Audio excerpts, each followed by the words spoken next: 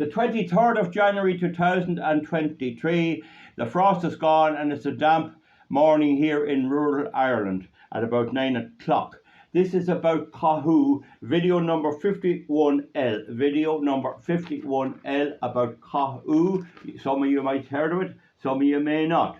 Mostly a true story. It's all a true story, in fact. Now, if you go to Cavan, in the centre of County Cavan in Ireland, in the North Midlands, it's actually in Ulster, and you travel down towards Ballinya on the N55 road.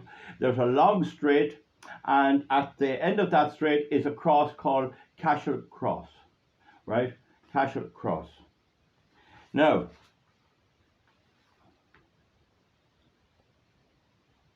to the left will bring you over to a place they call Kilmainham and Urney, and to the right will bring you over to the road that leads from Cavan town around the General Hospital, out past the Radisson Farnham Estate Hotel, out by Farnham National School and into Crostoni. So it's like this, and this is the area known as Coughoo. It's a townland just there. I think there's another one there called Gorta Hork, I think, near it as well, but Coughoo is the townland. Now, Coughoo is comes from a Gaelic name, an Irish name, meaning quarter farm, quarter section, or quarter part of a plot of land. Okay, Cahir. It comes from the word Cahir, a quarter. Now, in the poor law valuation carried out by Griffith in the 1850s, it registered all the farmers, all the holders of land, to tax them to pay for the poor law, as they called it. Now, the valuation shows that there were several MacDowells holding land, and one of them was Catherine. It could be just a house. James, Thomas, and Patrick. There was Alexander, John, and Elizabeth. So there were a good few MacDowells in that area, and there would have been tenants of the Farnham estate. Now, in the 1901 and 1911, they were reduced down to Richard, Matilda, Evelyn, and Violet, and their religion was Irish Church. So they were reduced down a bit. Now, in 1870, a William MacDowell established MacDowell Jewellers in Mary Street in Dublin. A William MacDowell established MacDowell Jewellers in Mary Street in the centre of Dublin. He was William MacDowell. Now, he was definitely a descendant from some of the MacDowell families that were included in Griffith's valuation. It could be a brother of his who was there and he was gone, or he left around that time. He's one of those, but we don't know which of the ones that's shown, and we don't know if he's any relation of any of the MacDowells, which still occupy that area and are still out there to this present day. There may be no relation at all. I would imagine possibly not. But they came from Coughoo, and that's the thing. And William, either himself or his father, knew they were from Coughoo, and that's the story. But they moved in 1902 to O'Connell Street, which was then Saxford Street, and the location of the store they opened is still there, MacDowell's Diamond Ring House. It was there the last time I was up anyway. I hope it's there yet. And it was opposite the GPO.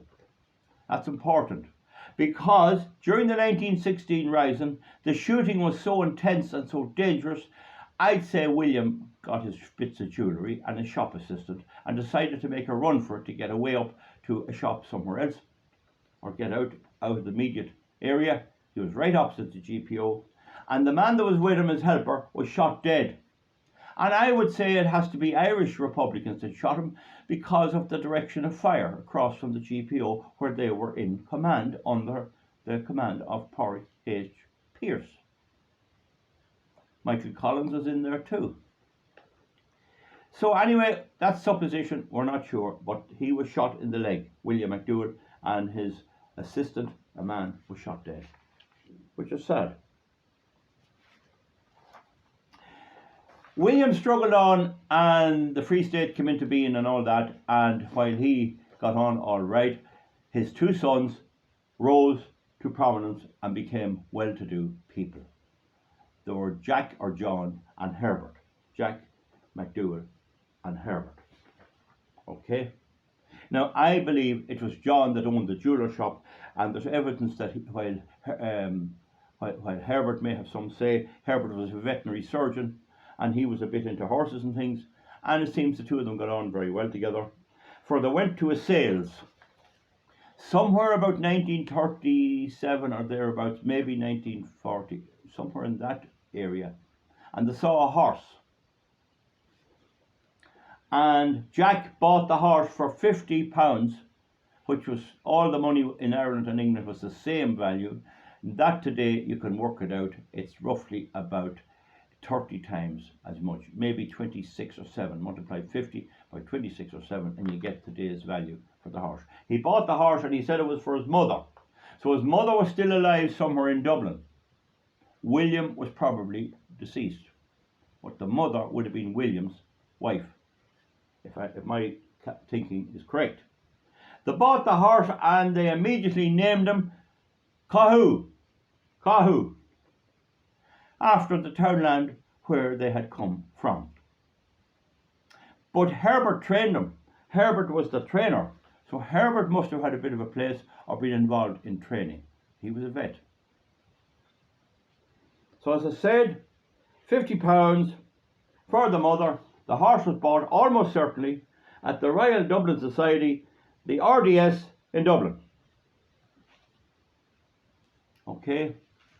Now, he was trained by Herbert, and the best I can figure is the horse was born maybe about 1933 or thereabouts, I'm not sure. He was entered in 2 Northern Ireland races and ran good enough, and I think he completed the course. He never fell, that was one thing. He was never known to fall at jumps.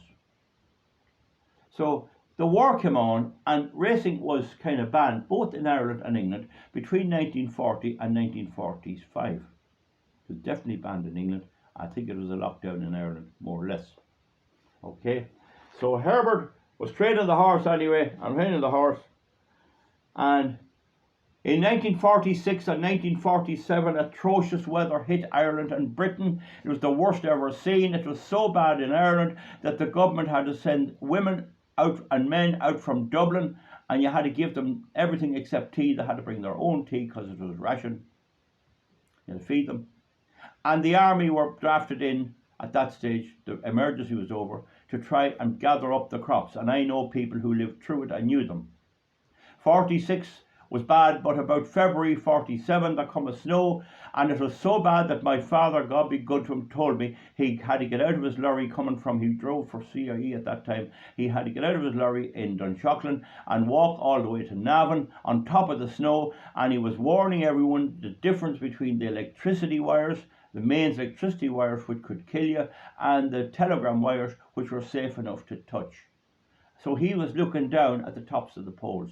There was a person in Arva bought cattle in the fair in Arva, or brought them to it, and on the way home he had to abandon them, and the cattle died of hunger and thirst in the snow. They couldn't get out. It lasted for an awful long time. It was atrocious weather. They had terrible trouble saving the hay and saving the crops and everything. So Lough Conn was still capable of being trained. Wherever they managed it, they kept him going anyway, and kept him, sorry, not Lough Conn, Coughoo. Now, they entered Coughoo in the 1947 Grand National. They entered them in the 1947 Grand National at Aintree in Britain, the showpiece of British horse racing and sport. And the race was covered by at least one movie camera, if not 2. Pathé News definitely covered it, and Movietone was another one. There was 2 covered it. Okay. Now, when the race was coming up, the favourite was Prince Regent at 8-1. Prince Regent at 8-1. By the way, the winner of the 46 Grand National, Lovely Cottage, was withdrawn from the 47 race. So it was he was gone out of it. So Prince Regent was 8-1 with the bookies. But there was another horse from Mayo bought by the Rowe family in Dublin in the RDS and trained by a man called Boland from over around Ballina. And funny enough, I've already mentioned Ballinya in Cavan and Ballina in Mayo are two totally different towns. The name of the horse in Mayo was Loch Con, and he was 33-1. But Coughoo was 100-1. Coughoo was 100-1. So there was no races between 41 and 45 much, and there was none in England, and the weather turned unbelievable. They even considered they might have to divert the course with water, but it just wasn't that bad. The filming of it is Movietone is the best I recommend. Movietone News and GIUMONT, Government British News, and that's has Reuters on it. Government GIUMONT, Government British News, and it also has the Reuters label, and that appears to be the best. I'll try and post links in another video, but for now you'll probably get them there somewhere, and you can watch the race, and it's actually good watching, good stuff. Now, Coughoo won by 20 lengths. He won by 20 lengths, raising a lot of eyebrows, but he had never fallen. The other thing about Loch Con, who was probably the third favourite after Prince Regent, was that he was out ahead all the way through the National. And in my book, a horse that's out ahead in a long race never wins. I don't think they ever win. He was in the lead from nearly the off, and he didn't win. And to my notion, they usually don't in very long, arduous races. And the Grand National is a very hard race, and the jumps that are more worse than they are now. But the jockey of Loch Con alleged that Dempsey skipped a lap. He said he skipped a lap. He said that at the 12th jump, he hid the horse under the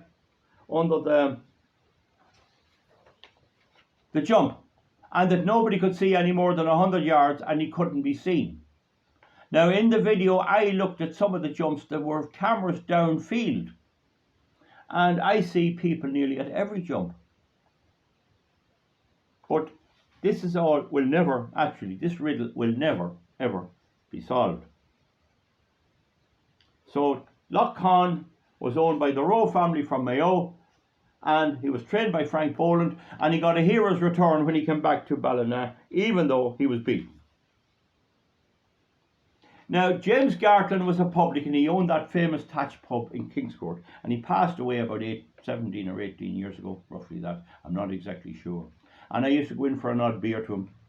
And he told me that Coughoo was originally owned by a man called Owens, who had lodgings where the Europa Cafe is in Kingscourt, and that he lived up, and he had land up around Clockmacoo and was from up around that area, or up in the area of North Meath, about to the east of Nobber, up that country somewhere. Now, there are Owenses all around East Cavan, North Meath and South Monaghan. These are not the people. In fact, there was a family of Owenses up around Castletown, and they were Church of Ireland, and they were into horses. But whoever they were anyway, I don't quite know. But he said it was an Owens man that sold the horse at Dublin to McDowell. I don't know how true that is. I'm only throwing it in that I was told it for a fact by Jim, and Jim would always have it fairly right. There was a connection. In any event, Coughoo had kind of Meath connections because Eddie Dempsey was his rider. So that's just thrown in there if anyone wants to research it more. Now, the thing about it is that it was alleged that he skipped a jump. But the film of it, if you look at it clearly, doesn't tend to suggest that. And I see on the second round, he jumps the 13-1. If you look at the video, you'll see between the 12th and the 13th, that's where Coughoo really catches up. So it would appear that if he was hiding at number 12, there was a camera at number 13, and I think it would be hard enough to do what he's alleged to have done. I also watched the footage, and I don't think there was any way he could have ran around the jumps. There seemed to be people at each jump. There were a lot of fallers. 57 horses took off, and only 21 came back. Only 21 were still in the race. There were a lot of riderless horses, as there are always in the Grand National, because it's a steeplechase designed to sort out the rough from the smooth and all that. The prize money was £10,000. It was alleged, it's alleged on Wikipedia that the jockey of the Lough Conn assaulted Eddie Dempsey. I don't know, is that true? They say he got 3 months in jail, but that jockey did actually sue. He did actually sue for the race to be reverted to him, but it came to nothing. And the Daily Mirror, I think it was, the Daily Mirror did an inquiry and went over through film in 1999, and they found that Coughoo had jumped the Beecher's Brook twice, which would indicate that he came round all the time and he'd done all the jumping. And in his favour, he was not in the lead up all the race, and he had been never known to fall. And when he won, he had loads of stamina left. But the only thing, I don't see much more of him after that, or what happened to him. We might do a video on that, or maybe somebody might want to contribute. On the way home in the boat, the McDowells were flahulach. They were in high spirits, having collected a cheque, and Jack McDowell gave £200, which was a lot that time. You can multiply it by about 28 to get today's value. He gave about £200 to the bar owner on the ship, on the boat coming over from Holyhead to Dublin.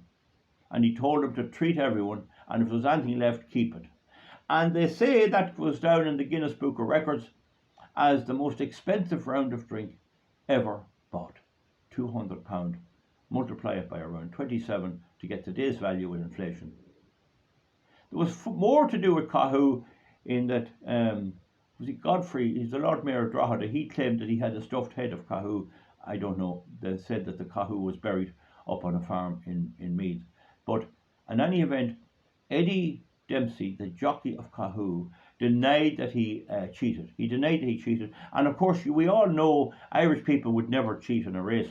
The British might cheat, or Americans or French, but the Irish, he's as straight as it out. The Irishman would never ever cheat. Like, put him in under the fence and wait till you hear the other ones coming. Let them go on round and wait till you hear them. And when you hear them coming close, off you go. That's what was alleged. But Dempsey did on one occasion jokingly say, I hid him under a haystack. But that could be sarcasm. Oh yeah, I did. Oh yeah, I cheated, surely. That could be that.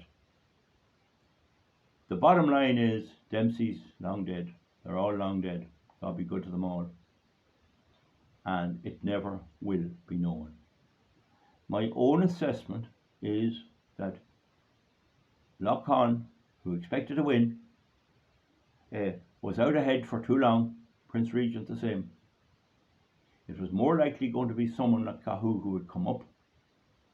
Moreover, there was no horse anywhere near Lough Conn and Prince Regent, and there was another horse there that's come in with them. There was no other horse out there much, so it was going to be one of them. And the fact that nobody realised Coughoo was such a great runner doesn't mean a whole lot. The bookies cleaned up because there was very few had money on Coughoo. They had it on all the other horses. They made a lot of money. But that is the story of Coughoo, folks. I might do another video just posting the links to it. I have enough space here. But Movie Tone is good. You'll get in the Western, what do you call the Western Champion? Is it the Mayo paper? You'll get online about it. You'll get a picture of Coughoo, and you'll also get it on the various reports if you Google it there. I might do a brief video on all of that with some of the little bits of things that we might not know. It proves that there was bad weather that time. It brings us beyond any doubt, and this is where we have the problem with old times, what the weather was like. this is right. Here we see what was told to be coinciding with what was found at the racecourse near Liverpool on that day. And the footage is well worth looking at too, and it is an enjoyable thing. So we probably will come back to you and give you the footage. Folks, that's Coughoo, 100-1 outsider who won the Grand National in 1947, named after the townland, not a village, it's a townland, of Coughoo in County Cavan. And it was a lot of controversy. Give me a thumbs up or a thumbs down, and I don't think it will ever be known for sure. I think Coughoo did win, genuinely. But I was eat alive in Gartland's pub for saying that. They said everyone knew this was cheating. Everyone knew it. We never know. Bye bye. We'll see you back.